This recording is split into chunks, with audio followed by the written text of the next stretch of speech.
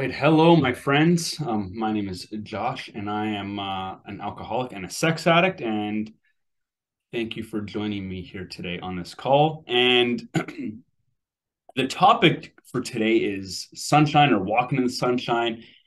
And it came out of last week when we had that really nice weather, like that abnormally warm weather. And all of a sudden, all the window, like our furnace is back on now. The windows are closed. I had the double layer on the blankets the other night because I woke up and I was a little bit cold. But we had the windows open last week, and you know that feeling when that breeze is like that warm breeze is coming through the house or the apartment. And I was sitting outside with my wife, and these to me like it's like I like these are very spiritual moments, I believe, because we're sitting outside in the morning on I think it was Saturday morning, and we were having coffee, and the kids were outside, and they're just like running free, and it was just like, and we just kind of closed our eyes and just kind of let the sun like just hit us, and just really soaking in that moment, and then all of a sudden enter this week, and it's not cold. Okay. Like it's not, I understand it's not cold, but it is not like what it was last week. It's dropped, 10, 12 degrees. But I'm looking at the trees and I'm like, oh man, I'm like, the trees have budded. I'm like, the trees are actually budding a little bit early. But I'm like, how do we, even in these gloomy days, how do we still sense the sunlight? How do we still feel the sunlight? And how do I get connected back to that moment where we were just sitting outside and really just enjoying the warmth? And to me, that's what the 12 steps have brought that for me, where it's like I'm actually able to bask in the sunlight all the time. Doesn't matter my circumstances, it doesn't matter on the weather.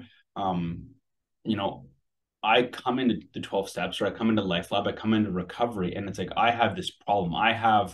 There's this one issue in my life that I can't somehow get over, and it's controlling me. But deep down inside, it's like there is this spiritual sickness that I have. And we all try and medicate that spiritual sickness. Even now, it's like if I'm not connected to God, it's like I will start turning to things for the sense of ease and comfort. Maybe it's food, or maybe it's watching TV, or it's these things that I just want to distract me and just make me feel good.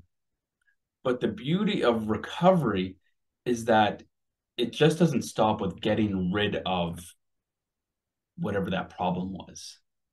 It doesn't stop with, okay, I'm gonna try and make right to the world around me. It doesn't stop with, okay, I'm gonna look at all the faults and failures and fears that I have, but it's actually bringing me now into this conscious contact, into this relationship with God. And I think when we come into meditation, what is our objective? What is my objective when I come into meditation? My objective is the same way by trade. I used to be an electrician. So when you're working on these massive scale projects, here's a set of blueprints that they give me. Here's a set of electrical plans, and I need to follow these plans in order to make sure that everything is going to connect. They got receptacles and fire detector, fire alarms, and everything is what is needed to make this building light up and power and be safe. What is my objective when I come into meditation? My objective is that I actually want to have conscious contact with God. I actually want to be brought into the sunlight. So the same way, you know, John, it's funny. I wasn't planning on bringing this out, but here's my little plant that John has recently gifted me. It is a mythic bambino. I believe that is the name. And so here I am taking care of my little plant. I water it, but I also need to give it sunlight. So the same way we all need to eat food, the same way we all need to exercise to be healthy, or the same way we need to breathe air to live. It's like we actually need to be connected to God in order to receive substance. Because otherwise, I'm just trying. It's like I'm running on empty carbs. I'm running on empty fuel. But when I'm running on the Spirit of God, it's like I'm actually fueled with things that I'm designed to run off of. And I was reading. I received some literature the other day. Um, I had an aunt who passed, and she was in AA and treatment centers and that back in the between the 70s the 90s. So I was given some of her old books, and I have the 12 and 12. So this is written by one of the co-founders of AA, and he said this. This is on step 11, but he says there's a direct linkage among self-examination, meditation, and prayer. Taken separately, these practices can bring much relief and benefit. But when they are logically related and interwoven, the result is an unshakable foundation for life. He goes on to say this. He says, self-searching is by the means by which we bring new vision, we bring new action and grace to bear upon the dark and negative side of our nature, the negative side of our natures. It is a step in the development of that kind of humility that makes it possible for us to receive God's help. Yet, it is only a step. We will want to go further. So this whole idea of self-examination, this self-searching, it is really good, but it's like that is only the part. That's only part of it. Yeah, I want to see, I want to see where I'm running off of self. I want to see where I've harmed others. I want to see where I'm dishonest and where I'm fearful and where I'm running the show.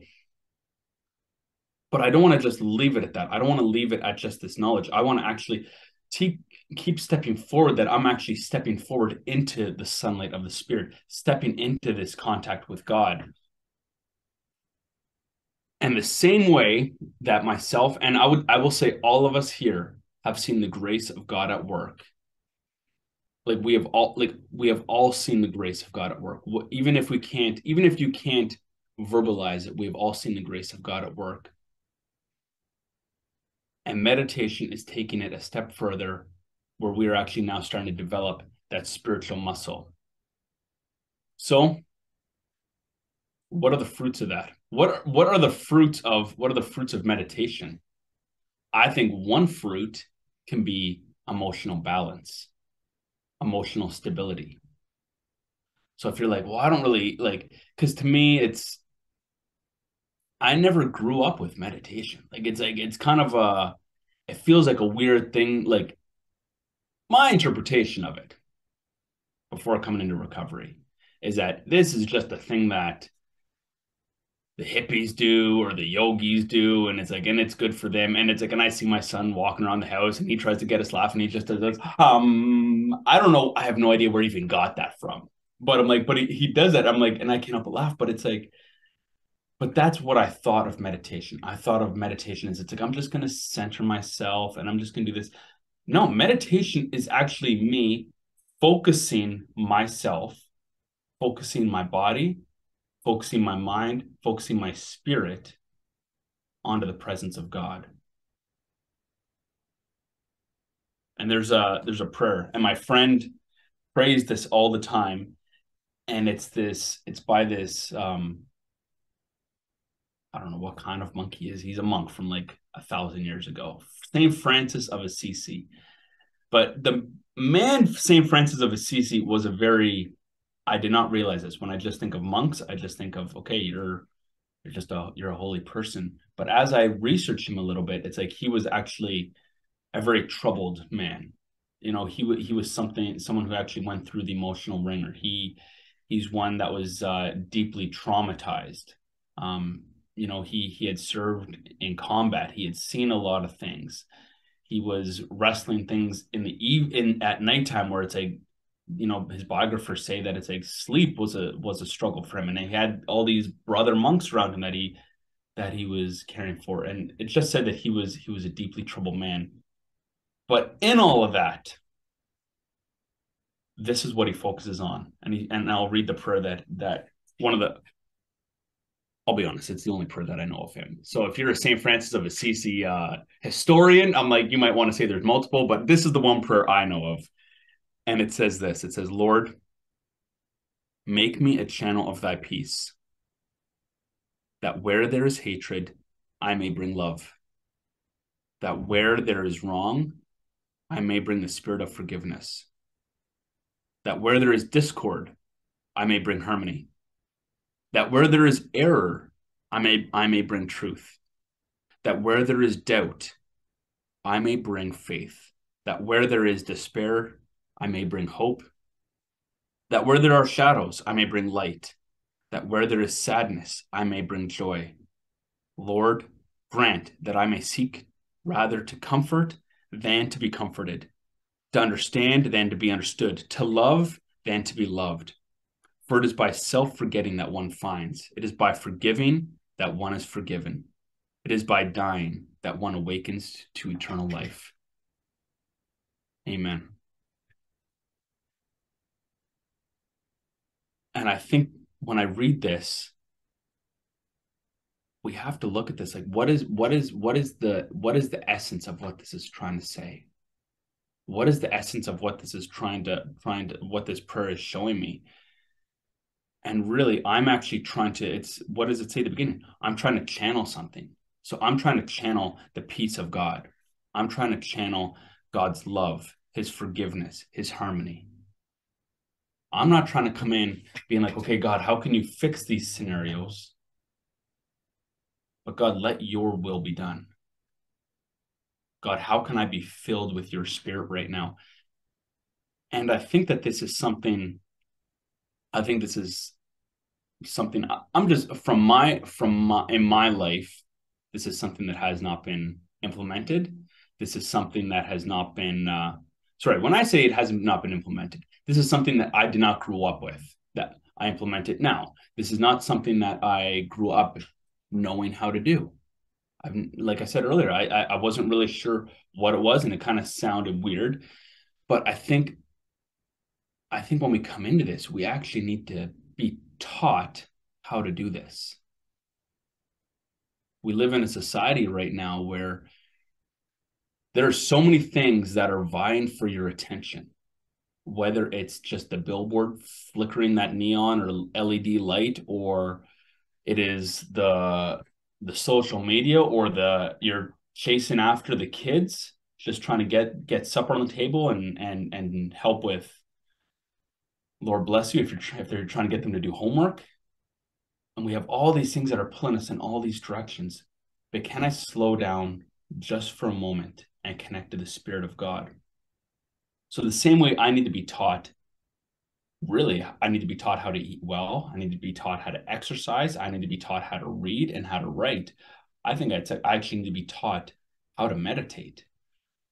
So one of the things I've been doing, even at home, I'm like, okay, how do I actually show my kids how to meditate? Like what does that look like? So um so I've started in the morning to take, I'll read them, just one verse, a Proverbs or a Psalm.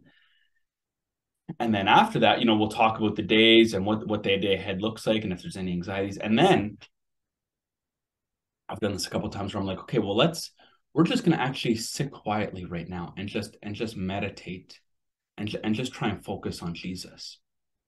So with three kids at the breakfast table, it can get a little bit interesting. I got the 6-year-old that is like, ugh. Like it's like we're not even 2 seconds in, and it's like already this. The other one, I got the 2-year-old is just like looking around like mindlessly or aimlessly, and this goes in line with their personalities as well. And then I got the 4-year-old. I opened my eyes after 45 seconds. I'm like, I went longer than I thought I would, but I opened my eyes at 45 seconds, and there's my 4-year-old daughter, just like focused in so hard. I'm like, man, you are spiritual. Good for you. But and I think I can look at that and be like, oh, it's like you're spiritual, but it's like that's not it. But it's just this moment of like just down, slowing down, and then just being like, God, what do you have for me right now? I'm not coming in here with an agenda. I'm not coming in here with this is what I need solved. This is like, and we can get into those some of those things with prayer. But God, I just actually want to be connected to you. And I think we need to, and just like anything, it's like it is this when we say it's like that at the beginning when it's like we're working out this spiritual muscle, it's the same way with this where it's like you don't go to the gym and start. I'm not going to go run a marathon anytime soon. Like I thought I'd go run one day and I ran like 3 blocks and I realized, oh my goodness, I have asthma or I have something I can like what is going on here? It is the same way when I come into this that it's like, can I just start small? Can I just take those moments throughout the day just to quiet myself in the presence of God? Because there is, like I said, there's this fight for our attention right now. Or you can even go deeper and say there's a fight for your heart. There is something out there that is actually trying to take you away from the presence of God. There's something that is trying to pull you away from that. And I now need to try and restore that. The job that I have is to try and actually come into that presence and just slow down. And it's like the same way in the Garden of Eden. Adam and Eve were in harmony. They were in union with God. That's what my goal is right now. My goal is to enter into that place.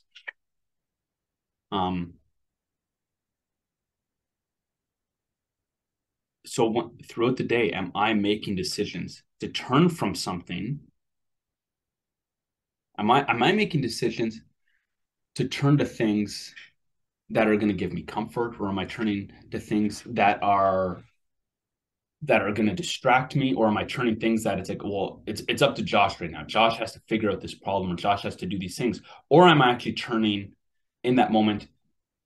I don't want to say we're always ignoring the problem, but it's like, am I actually just saying, God, I want to be filled with your truth right now, and I want to be filled with your light. And there's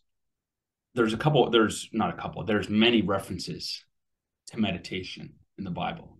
You know, we see in the Old Testament, we see the great commander, the great leader, Joshua. And before he's actually kind of come in and taken over the promised land, in First Joshua 8, it says this, it says, this book of the law shall not depart from your mouth, but you shall meditate on it day and night, so that you may be careful to do according to all that is written in it. For then you will make your way prosperous, and then you will have good success. In Proverbs, Solomon writes this. He says, my son, be attentive to my words. Incline your ear to my sayings. Let them not escape from your sight. Keep them within your heart, for they are life to those who find them, and healing to all their flesh. Keep your heart with all vigilance, for from it flow the spring of life. From it flow the spring of life, the power of God, the Spirit of God, peace, joy, harmony, forgiveness. That is what flows through us when I am connected and I follow these words. And it's this thing that it's like, you know, we know that it's like, I know that it's like where my thoughts go, eventually my actions go. So what am I dwelling on during the day? What is consuming my headspace? Because when this is what's consuming my headspace, when I'm focused on, you know, meditating on the words of God, even for a moment throughout the day, or I'm meditating on, you know, Lord, make me a channel of thy peace. Let me bring love. Let me bring the spirit of forgiveness and harmony and truth. When I'm meditating on those things, something is going to shift. And my attitudes and my actions will change and follow suit with that. And then take it even deeper to that, where it's like, we'll start seeing, you know, it'll start changing you know, the way we think. It'll start changing some of the belief systems that we have. Like the other day, it's fun right now with little kids because I will tell you, I feel like a PhD counselor of some sort when they come to you with things or they say things. And it's like the other day, I don't know even know what it was. I think one of them wanted ice cream or something. And we said no.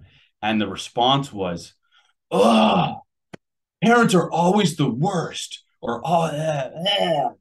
And I'm like, haha, false belief system right there. False belief system.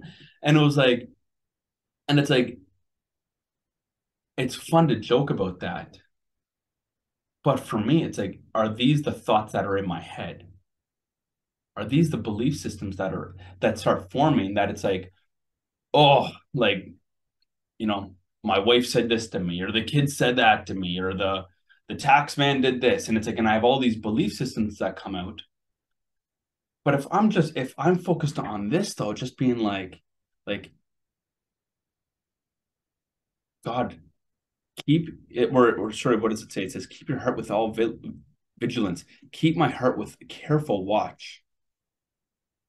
Am I focused on the words of God?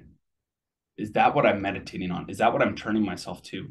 And someone close to me actually said, she's like, um, some people might consider it a bold statement, but she's like, if you're not actually practicing step 11, if you're not actually in prayer meditation, it's like you're just in the delusion. I don't want to, okay, you know what? Before I say this, I hope I understood that correctly because I don't want to like get the person in hot water. But it's like if you're not practicing step 11, if you're not in prayer meditation, that it's like you're actually in delusion that you're in recovery. Because recovery is this pressing forward to be like, this isn't just sobriety. This isn't just the absence of something. This is the recovery of I'm actually recovering my spirit to be connected to the Spirit of God. This is the recovery that I'm actually going to be unified with God, that I'm actually working towards that. And yes, there might be ups and there might be downs and there might be step backs. And we're not saying it's this, I'm not saying it's this big thing all the time, but it's this one foot in front of the other. And it's starting with the little things, just being like, God, it's like, I need your presence today. Do you want to lead me? Of course, he wants to lead you, but it's me humbling myself to be led. It's me humbling myself that I'm not the director of the show. And I'm actually letting his spirit come and infuse over me, because out of that, the people in and around me, my life, are going to be changed as I will be changed as well. So thank you all for listening today.